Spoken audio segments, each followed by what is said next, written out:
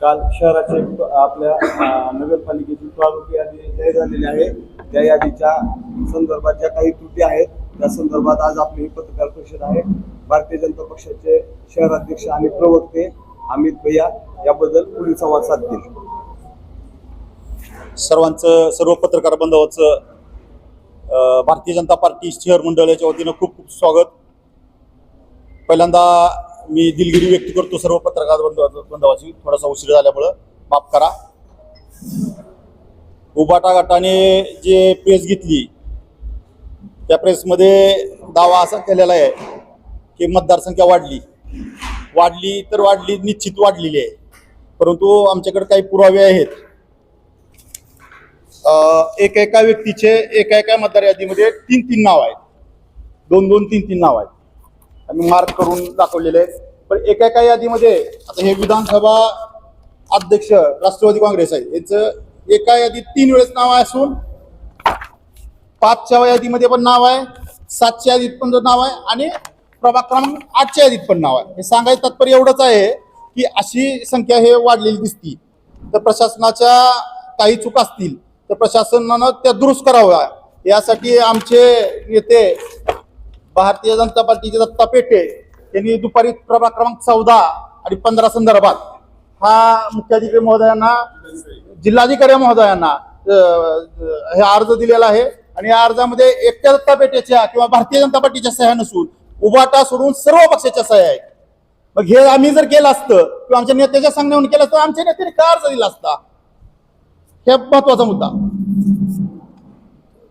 खोटं बोल पण रेटून बोल हे उबाट्याची सोय कधीच जाणार नाही. भारतीय जनता पार्टीचं वातावरण पाहता त्यांच्या पायाखाली वळून सरकलेली आहे. ह्यांना पराभव समोर दिसत असल्यामुळं यांनी आमच्यावर असे आरोप चालू केलेले आहेत. एवढं बोलतो. हो, नाही त्यांच्या हो दिलं ना. आणि मी उत्तर काय देतोय तुम्ही नीट ऐका की आमच्या जर हातात असलं असतं किंवा आम्ही जर काही केलं असतं काळबेर, तर आमच्या नेत्यांनी, आमच्या नगरसेवकांनी अर्ज केला असता का? प्रशासनाच्या चुकी आहेत तर आहेत, आम्ही नाकारत नाहीत. प्रशासन त्याचं काम करतंय. प्रशासनानं कशासाठी मुदत दिलेली आहे आपल्याला? 5 दिवसाची मुदत कशासाठी दिलेली आहे आपल्याला? ते दुरुस्ती अर्ज करण्यासाठी, आक्षेप नोंदवण्यासाठीच ना. मग आक्षेप नोंदवा, त्यांनी नोंदवा, आम्हीही नोंदवतोय. काही चुका असतील तर प्रशासनाचा जबाबदार आहे त्याला. परंतु भारतीय जनता पार्टीचा याच्यामध्ये कुठलाही हात नाही. या उलट मी म्हणेन की 2022 साली कैलास पाटील आमदार, नगराध्यक्ष, तत्कालीन नगराध्यक्ष मकरंदराजे निंबाळकर यांच्या काळात प्रचंड भ्रष्टाचार करून ही याद्या बनलेली आहे आणि लोकसंख्या ह्यामध्ये मतदार संख्या वाढवलेली आहे.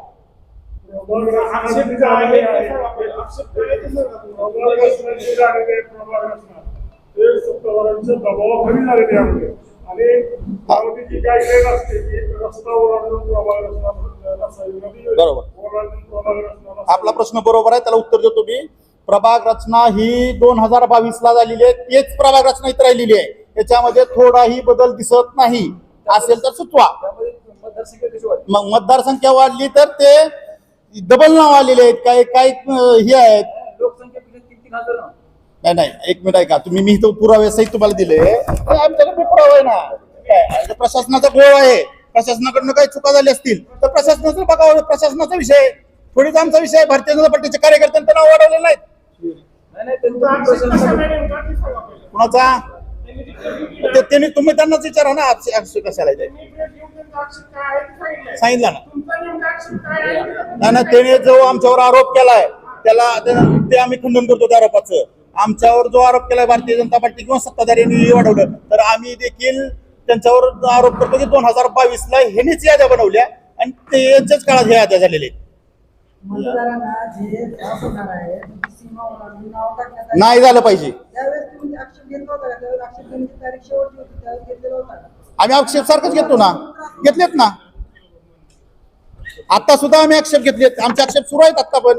आम्ही जे स्थलांतरित झालेले आहेत किंवा दुसरीकडे इकडे यायला लागले, आमचे त्याच्यावर काम सुरू आहे. अजून 4 दिवसाची मुदत आहे, 5 दिवसाची. त्याच्यामध्ये जर आम्ही आक्षेप घेतले नाही, आमचे आक्षेप नसतील भारतीय जनता पार्टीचे कार्यकर्ते, तर तुम्ही समजून जा.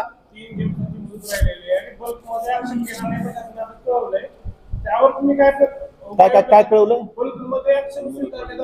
बर, आता सोबत प्रत्येकाचा आधार कार्ड आणि मतदान कार्ड पाहिजे. हो. तेवढे आक्षेप आता नोंदवले की बल्कमध्ये नोंदवता येणार नाही. त्यावर तुम्ही काय हे करणार? नाही प्रशासनाला विनंती करावं लागेल आणि त्यांनी आक्षेप नोंदवून घेतलेच पाहिजे. या मताचे आहेत त्या. काय विषय तुमचा आहे? 13 प्रभाग मधला मतदार एक जण 13 प्रभाग मधला मतदार हा 19 मध्ये जोडला गेला. आहे ना. मग मी सांगतो ना, पुराव्याशी सांगतो ना. मी आता तुम्हाला एक उदाहरण दिलं ना इथं. हा, तुम्ही भाजप म्हणून बोलताय की प्रशासक म्हणून बोलताय? आम्ही भाजप म्हणून बोलतोय. त्यांची चूक जर असेल तर त्यांना ती चुकीची दुरुस्ती करावी लागेल. या मताशी मीही सहमत आहे. होणार आहे का 3 दिवसात? आता मी का प्रशासक नाही ना. मी सांगायला प्रशासक नाही. मी भारतीय जनता पार्टी शहर मंडळ अध्यक्ष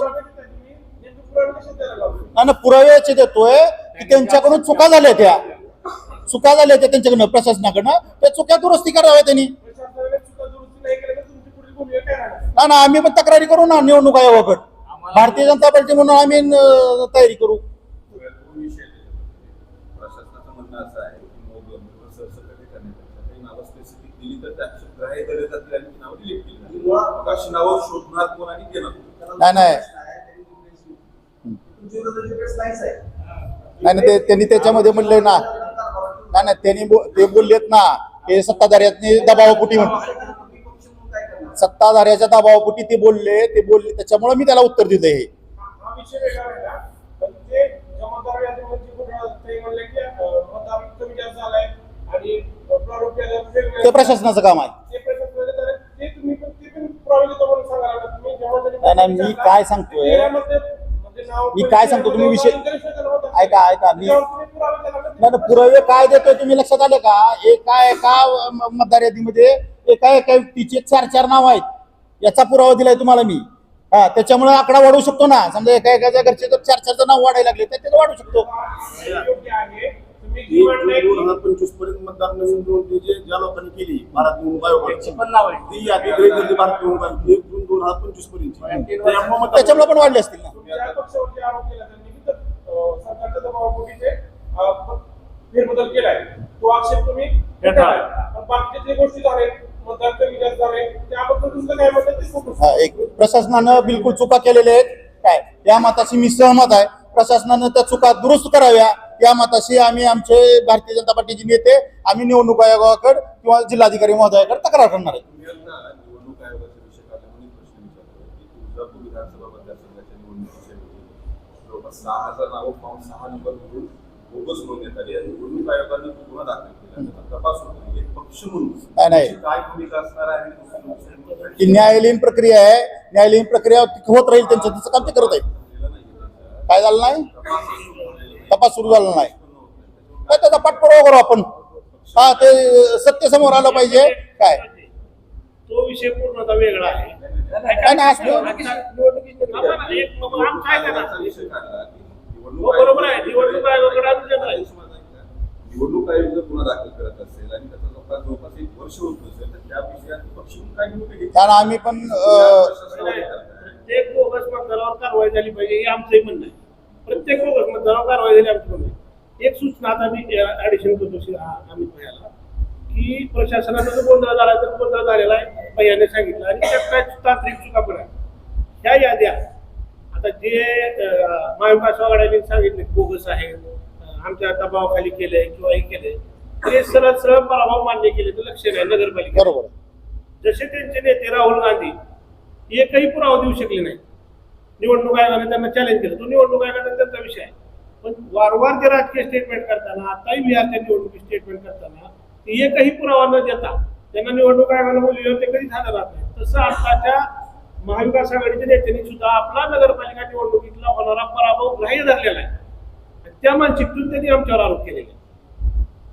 आरोप प्रत्यारोप होत राहतील. परंतु जे आता मतदारांना त्रास होणार आहे किंवा जे अशिक्षित मतदार आहेत ते आक्षेप नोंदवण्यासाठी इथपर्यंत पोहोचू शकणार नाहीये आणि ते बल्कमध्ये तर आक्षेप घेणार नाहीये. मग आता यासाठी आपण काय करू लागेल? आपण जिल्हाधिकारी महोदयांना याच्याबद्दल आम्ही पण पक्ष म्हणून तक्रार करू.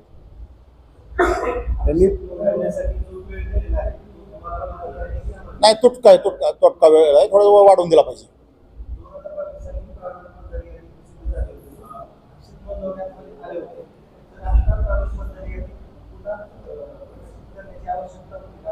नाही ते निवडणूक विभागानंच दिलं आयोगानंच दिलं ना ते कार्यक्रम आम्ही तर दिलेला नाही, भारतीय जनता पार्टी म्हणून दिलेला नाही ते कार्यक्रम. 1 जून 2025 पर्यंतची त्यामध्ये वाढ झाली. त्यावेळी त्यांनी सत्ता होती, त्यांनी काय गोड केलेलं होतं? कोण सत्ताधारी आमदार आणि पाठीमागचे या देश त्यांनी बनवले ना त्यावेळेस. प्रभाग रचना प्रभाग रचना त्यांच्या काळात झाली ना. तुम्ही म्हणता ना प्रभाग रचना, आम्ही सरावांनी विचारलात का प्रभाग रचना आमची आम्ही नाही प्रभाग रचना केली, 2022 ला त्यांनीच केलेली आहे प्रभाग रचना. प्रभाग रचना करत असताना त्यांनी रोडच्या मर्यादा पाळलेल्या नाही. त्या प्रभागाची कुठलेही जे क्रायटेरिया आहे तो ओलांडून त्यांनी प्रभाग रचना केलेली आहे 2022 ला, आणि तीच रचना फायनल झाली. आणि प्रभाग रचना बदलण्याचं हे पाप त्यांचंच आहे. आणि त्यावेळेस पण आमचे ऑब्जेक्शन दिलेले आहेत. आम्ही त्यावेळेस पण दिलेले आहेत आमचं काय ऑब्जेक्शन. प्रभाग हो नोंदवले ना. हो आम्ही स्वतः त्यावेळेस 2022 ला आक्षेप नोंदवलेले आहेत. सर्व आक्षेप मान्य केलेले होते. 2022 ची प्रारूप येते. 2022 15 प्रभाग होती. त्यावेळेस 3551 मतदार होते. आता सध्या 15,000. 1645. एक मिनिट 15चे नगर बोलली जाते. 2022 ला जी प्रभाग रचना झाली होती, त्या प्रभाग रचनेला अनुषंग घेऊन 2025 ला प्रभाग रचना झाली आहे. परंतु प्रभाग रचना करताना यामध्ये काही भौगोलिक भाग दाखवला आहे. त्या भौगोलिक भागाचं संपूर्ण मतदान ही संपूर्ण प्रभाग 15 मध्ये येणं अपेक्षित होतं.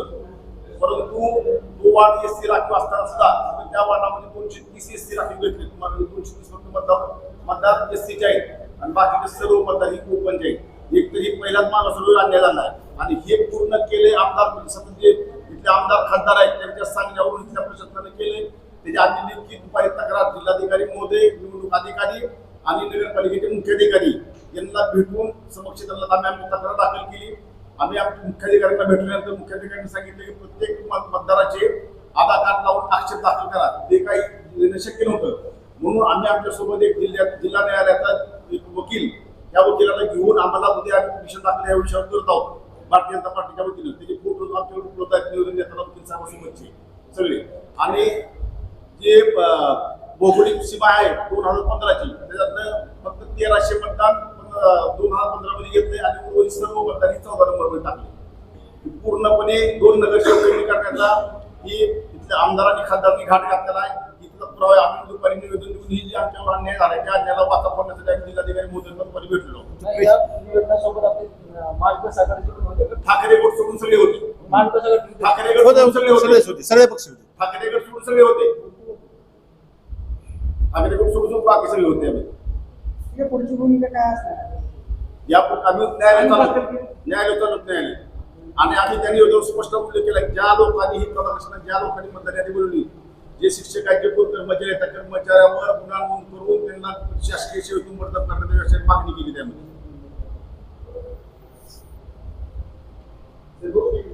काही नगरसेवक जे आहेत ना, माजी नगरसेवक यांनी जे हे मतदार यादी दुरुस्त करणारे जे कर्मचारी आहेत, शिक्षक वगैरे, यांच्यापाशी बसून टीका मारल्यात. तुम्हाला माहित नसतं, त्याची एक माहिती घ्या तुम्ही थोडीशी, की कुठले कुठे टाकायचे, कुठले कुठे टाकायचे. ते जे बोलतात ना, स्वतःचं ठोयचं झाकून दुसऱ्याचं बघायचं वाकून, ते सांगत नाहीत. ते त्यांच्या अहो कोण आम्हाला काय करून आम्हाला रात्रीचं समजलं त्यांनी काल बसले होते म्हणून. तुम्हाला लवकर त्या संदर्भातला पुरावा आम्ही देऊ. पुराव्यासच देऊ. आणि यापुढे कॉल रेकॉर्ड तपासा, मी सांगतो कोण कोण फोन केलेत ती. या मतदार यादीत जो घोळ झाला आहे तो आम्ही भारतीय जनता पार्टी म्हणून दुरुस्त करण्यासाठी निवडणूक आयोगाला पत्र देणार आहोत. आणि हा मतदार यादीतील पूर्ण घोळ आम्ही दुरुस्त करूनच आम्ही थांबणार आहोत. त्याच्यामुळे नागरिकांना जो त्रास होणार आहे तो टाळण्यासाठी आमचा पूर्ण प्रयत्न आहे. आम्ही जे झाले ते गैर झालं 100%. आम्ही काही त्याचं समर्थन करत नाहीत. ते चुकीचं झाले तर झाले, काही ठिकाणी चुकीचं झाले. आम्ही त्याचे पण तक्रारी दिलेत, आमच्या नगरसेवकांनी दिलेले आहेत. त्यांच्या पायाखालची वाळू सरकली, ते काही वेळ आलं तर आमच्या भारतीय जनता पार्टीवर ढकलतात. आणि आम्ही शहरातली मतदार यादी आहे, शहराच्या बाहेरचे तर मतदार यादीत नाव नसतील आलं ना, आम्ही कुठूनही लढायला तयार आहेत. धन्यवाद सगळ्यांचे, आभारी.